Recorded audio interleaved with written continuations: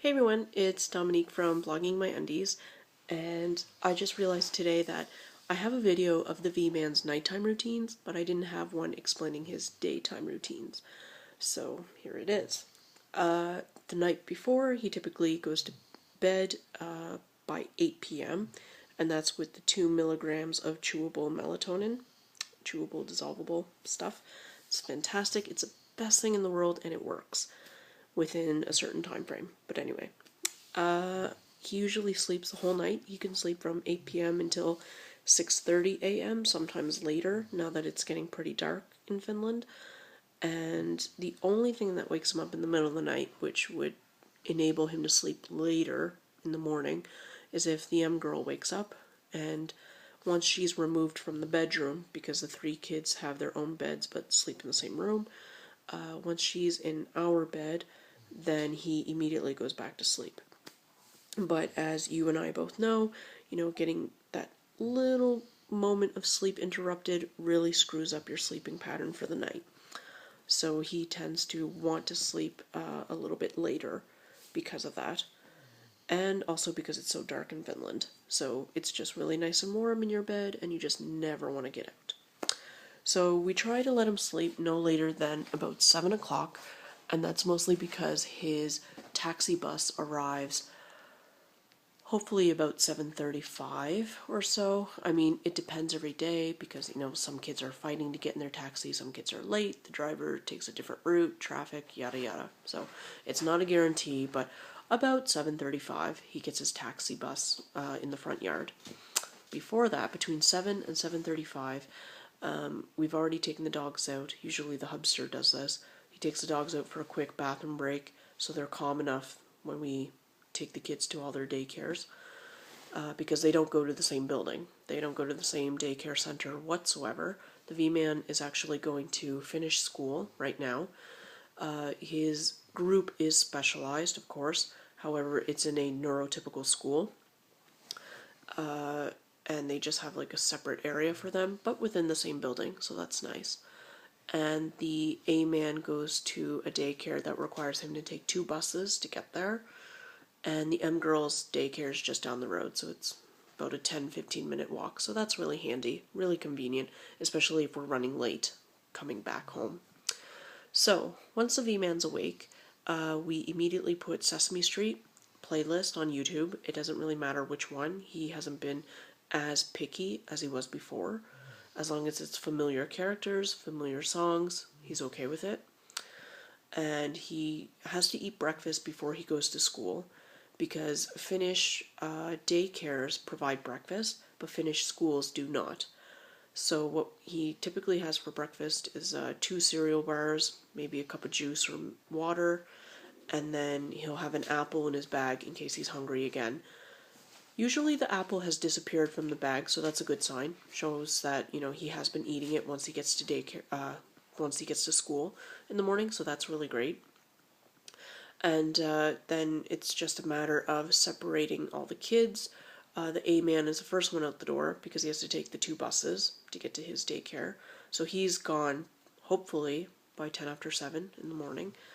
And then the V-Man, he gets dressed, he gets cleaned up, and then we pack his bag.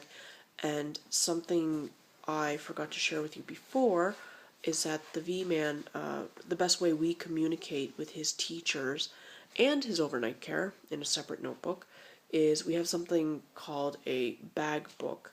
So it's just, visualize a notebook. It's just a notebook, and it just has every day like a little message, if we have questions about something, or if they have questions for us, or if we forgot to pack something, or he's ran out of diapers, he had a good day, he had a bad day, he didn't sleep well, he woke up too early, he will possibly nap, any little thing that we can think of that will help the teachers understand why he might be in a really good mood or in a really bad mood, and vice versa.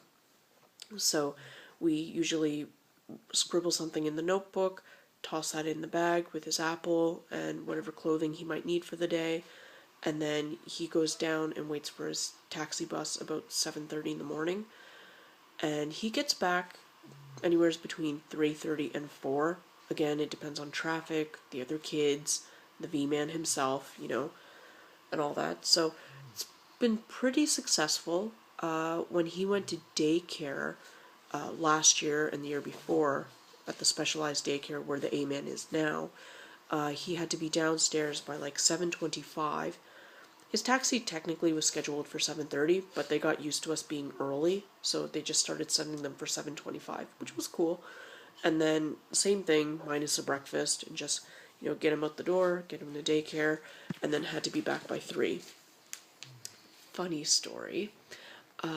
We didn't realize Monday that the V-Man had overnight care or respite care, so we were a bit frantic. The hubster was waiting outside for about 45 minutes, waiting for the V-Man to show up, and then he asked if the V-Man had overnight care. And my phone was on the brink of death, like 10% battery, and I just said, no, I don't think he does, but check my schedule, which the hubster didn't do, because he was downstairs and outside waiting.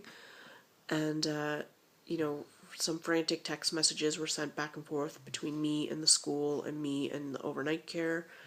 The school didn't get back to me, but then overnight care ended up calling me, and they were like, yeah, we have a bit of a situation.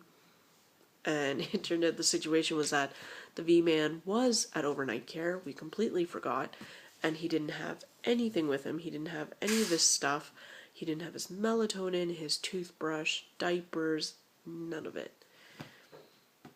Pretty embarrassing, but I'm hoping that we're not the only parents that do this. I mean, we absolutely love when he goes to overnight care, not just for the sake of him getting some, quality one-on-one time with an adult, but also because it separates him and the A-Man from each other, and now also the M-Girl, who is a biting machine and left a monster of a mark on the A-Man's back. So, he likes it, we like it. We don't have to guess what time the taxi bus is coming because they organize their own taxi rides for him, which is also awesome. But anyway, yeah, that's pretty much daytime routine for him on a school day. On a non-school day, we hope and pray like crazy that, the kids will sleep in on Saturday and Sunday. Sometimes it works, sometimes it doesn't. And usually we just try and start off the morning fairly relaxed, Saturday cartoons while we're making breakfast and tidying up the dishes from the night before, and then we go on a family hike. We go on a family hike with the hopes that all the kids will take a nap during the day, but it never happens.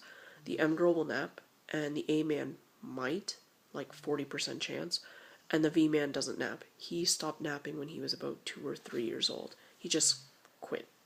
And it doesn't matter how active and, how much running around and jumping about he did, he still didn't take a nap. So we just stopped forcing it, and then everyone was happier. He went to bed earlier, and then all was right in our world.